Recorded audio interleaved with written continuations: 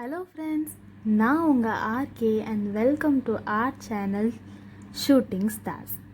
So போன வீடியோவில் நம்ம பிளட் அண்ட் ரெட்ஸ் கான்ஸ்டியூவன்ஸ் பற்றி பார்த்தோம். இந்த வீடியோவில் எரித்ரோசைட்ஸ் அண்ட் லியூகோசைட்ஸ் பற்றி பார்க்கலாம். So let's get started.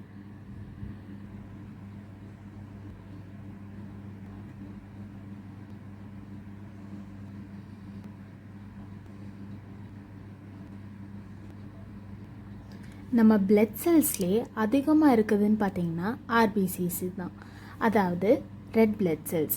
So they are the most abundant. And இது எங்கே ஃபார்ம் ஆகுதுன்னு பார்த்தீங்கன்னா ஏர்லி எம்ப்ரியானிக் ஸ்டேஜில் யோக் சாக்கில் ஃபார்ம் ஆகுது.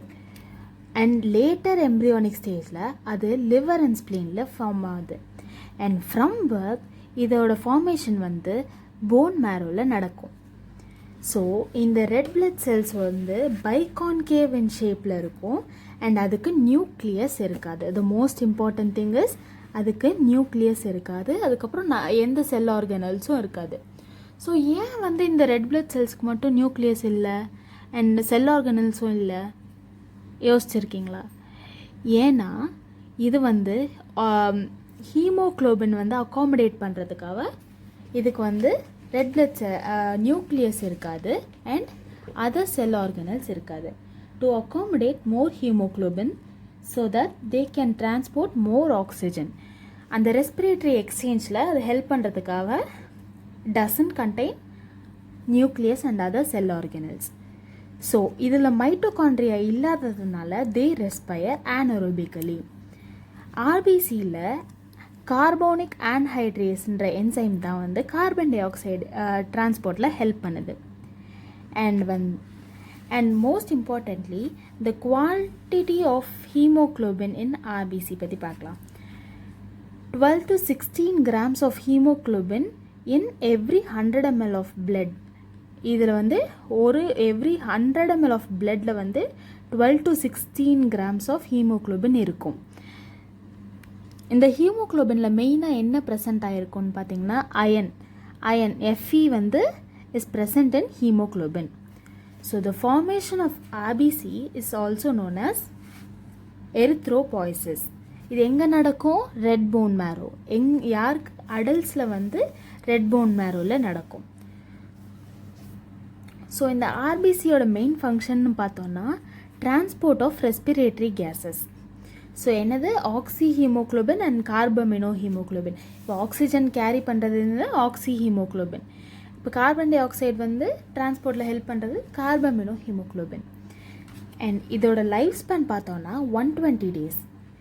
ஹீமோபாய்சிஸ்னா ஃபார்மேஷன் ஆஃப் பிளட், எரித்ரோபாய்சிஸ்னா formation of RBC. So haemopoiesis, formation of blood.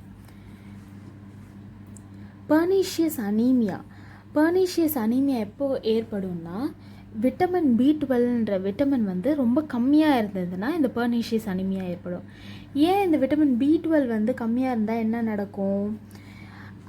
இந்த விட்டமின் B12 எதுக்கு தேவை அப்படின்னு பார்த்தோன்னா இந்த ஆர்பிசிஸ்லாம் மெச்சூர் ஆகிறதுக்கு இந்த விட்டமின் B12 தேவைப்படும். ஸோ இந்த விட்டமின் B12 கிடைக்காதனால ஆர்பிசி மெச்சுரேஷன் ஆகாது. ஸோ மெச்சுரேஷன் ஒரு அனீமிக்னா என்ன அர்த்தம்னா ஹீமோக்ளோபின் அமௌண்ட் கம்மியாக இருக்குது அண்ட் ஒரு நல்ல ஆர்பிசிஸ் இல்லைன்னா அனிமியா அப்படின்னு சொல்லுவோம். ஸோ இந்த அனிமியா வந்து எதனாலனா இந்த விட்டமின் B12 இல்லாததுனாலையும் இந்த ஆர்பிசிஸ் ஃபுல்லாக மெச்சூர் ஆகாததுனாலையும் வருது. ஸ்ப்ளீன்ன்றது graveyard of RBCs. Very important thing. ஸ்ப்ளீன்ன்றது கிரேவ்யார்ட் ஆஃப் ஆர்பிசிஸ். ஸோ இதில் ஒரு இன்ட்ரெஸ்டிங் பார்ட் என்னென்னா இங்கே ஆரம்பத்தில் பார்த்தோன்னா ஏர்லி எம்ப்ரியானிக் ஸ்டேஜில் லேட்டர் எம்ப்ரியானிக் ஸ்டேஜில் இந்த ஆர்பிசியோட ப்ரொடக்ஷன் எங்கே நடக்குதுன்னா லிவர் அண்ட் ஸ்ப்ளீனில் தான் நடக்குது. அண்ட் ஃபைனலாக எங்கே கிரேவ்யார்ட் ஆஃப் ஆர்பிசி வந்து after the birth graveyard of ஆர்பிசின்னு பார்த்தோன்னா ஸ்ப்ளீனில் தான். And older RBCs removed from circulation by phagocytic cells of spleen and liver.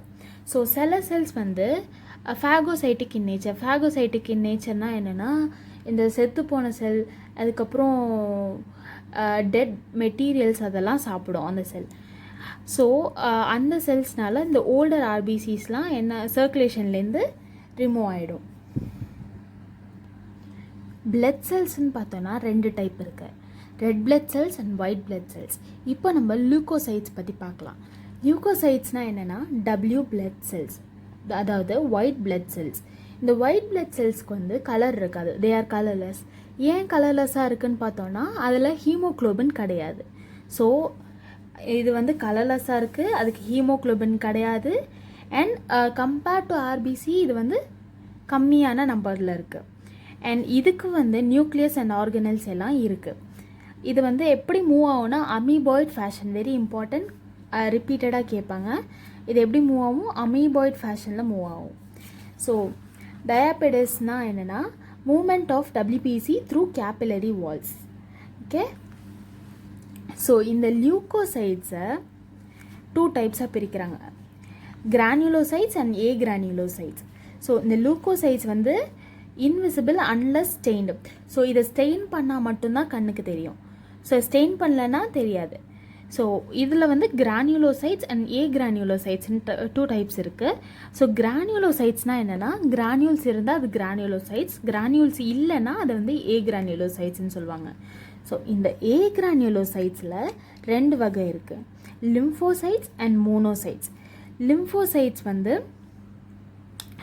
இந்த ஏ கிரானியூலோ டோட்டல் டபிள்யூபிசியில் 20 to 25% இருக்குது. அண்ட் இதுதான் second most numerous type of டபிள்யூபிசிஸ். அண்ட் இது வந்து ஸ்மாலாக இருக்கும் and with round nucleus, very little cytoplasm. இந்த லிம்ஃபோசைட்ஸை 2 வகையாக பிரிக்கிறாங்க, B lymphocyte and T lymphocyte. இது வந்து இம்யூன் ரெஸ்பான்ஸில் ஃபங்க்ஷன் ஆகும். அண்ட் மோனோசிஸ்ட் பார்த்தோன்னா இதுதான் லார்ஜஸ்ட் ஆஃப் டபிள்யூபிசி. இது வந்து சம்வாட் அமீபாய்ட் ஷேப்பில் இருக்கும். இதுக்கு வந்து kidney or horseshoe shaped nucleus இருக்கும். So from blood they enter tissue and become macrophages. மேக்ரோஃபேஜஸ்னால் என்னென்னா macrophages are phagocytic in nature and engulf bacteria and other cellular debris. So மேக்ரோஃபேஜஸ்லாம் ஃபேகோசைட்டிக் இன் நேச்சர். இது வந்து மற்ற செல் இல்லை வந்து டெட் செல்ஸ், பாக்டீரியா, அது மாதிரி செல்லுலார் வேஸ்ட் எல்லாம் சாப்பிட்டு வாழும். அண்ட் இப்போ வந்து கிரானியூலோசைட்ஸ் பற்றி பார்க்கலாம். ஸோ கிரானியூலோசைட்ஸில் எசினோஃபில்ஸ், பேசோஃபில்ஸ் அண்ட் நியூட்ரோஃபில்ஸ்னு 3 டைப்ஸ் இருக்குது. இதில் வந்து எசினோஃபில்ஸ் வந்து 2 to 3% அண்ட் பேசோஃபில்ஸ் வந்து 0.5 to 1% இருக்குது. அண்ட் நியூட்ரோஃபில்ஸ் வந்து 60 to 65% இருக்குது. ஸோ இந்த எசினோஃபில்ஸ்க்கு வந்து 2 லோப்டு நியூக்ளியஸ் இருக்கும். ஸோ இந்த இதில் உள்ள கிரானியூல்ஸ்லாம் வந்து hydrolytic enzyme and peroxidase contain பண்ணும். ஸோ இந்த எசினோஃபில்ஸ்க்கு வந்து ஆன்டிஹிஸ்டமிக் ப்ராப்பர்ட்டிஸ் இருக்கும். So they resist infections and associated with allergic reactions. So asthma, hey fever, அது மாதிரி அலர்ஜிக் கண்டிஷன்ஸில் இந்த எசினோஃபில்ஸோட நம்பர் இன்க்ரீஸ் ஆகும். இது வந்து it also helps in dissolving blood clots and they seem to play a part in the immune system. இதோட function வந்து லைசோசோமோட ஃபங்க்ஷனோட சிமிலராக இருக்கும். So இது என்ன பண்ணும், இப்போ ஏதாவது ஒரு எக்ஸ்டர்னல் ஆர்கானிசம் வந்து இதை அட்டாக் பண்ணுச்சுன்னா இது த எசினோஃபில் வந்து it will attach themself to the parasitic form and release the lysose enzyme on their surfaces and as a result it dies. Next, basophils தான் least abundant. இதோட பர்சன்டேஜ் பார்த்திங்கன்னா 0.5லேருந்து 1% தான் இருக்கும். இதுக்கு வந்து 3 லோப்டு நியூக்ளியஸ் இருக்குது. இந்த செல் வந்து செக்ரீட் செரட்டோனின், ஹெப்பாரின் வந்து ஆன்டிகோஆகுலண்ட், ஸோ கோஆகுலேட் ஆகிறத தடுக்கும். அண்ட் ஹிஸ்டமைன்றது a chemical involved in inflammation. And moving on to next one, neutrophils தான் the most abundant of total WBCs. இது எவ்வளோ இருக்குது, 60 to 65% இருக்குது. and they are also phagocytic in nature. Okay. They commonly squeeze between the cells of capillary walls and wander through intercellular space. So they move to the infected area of bodies and engulf and digest disease causing bacteria. So இப்போ ஏதாவது ஒரு இடம் infect ஆகிருக்குன்னா அந்த இடத்துக்கு வந்து இது போய் அந்த டிசீஸ் காசிங் ஆர்கானிசம் வந்து it will engulf and digest it. So இதில் வந்து நம்ம லியூக்கோசைட்ஸ் பற்றி பார்த்துட்டோம், எரித்ரோசைட்ஸ் பற்றி பார்த்துட்டோம். இப்போ நம்ம ஃபார்மேஷன் அண்ட் லைஃப் ஸ்பேன் பற்றி பார்க்கலாம். ஸோ ஃபார்மேஷன் ஆஃப் லியூக்கோசைட்ஸை வந்து லியூக்கோபோசிஸ்ன்னு சொல்லுவாங்க. இது வந்து எங்கே நடக்குது? போன் மேரோவில் தான் நடக்கும். ஸோ பி லிம்ஃபோசைட் வந்து போன் மேரோவில் மெச்சூர் ஆகும். டி லிம்ஃபோசைட் வந்து தைமஸில் மெச்சூர் ஆகுது. அண்ட் லைஃப் ஸ்பேனுன்னு பார்த்தோன்னா கிரானியூலோசைட்ஸ் வந்து போன் மேரோலேருந்து ரிலீஸ் ஆன பிறகும் 4 to 8 hours அதோட லைஃப் ஸ்பேன் இருக்கும். அண்ட் பிளட்டில் சர்க்குலேட் ஆகிட்டு இருக்கும்போது it is about 4 to 5 days in tissues. மோனோசிஸ்டோட லைஃப் ஸ்பேன் பார்த்தோன்னா 10 to 20 hours.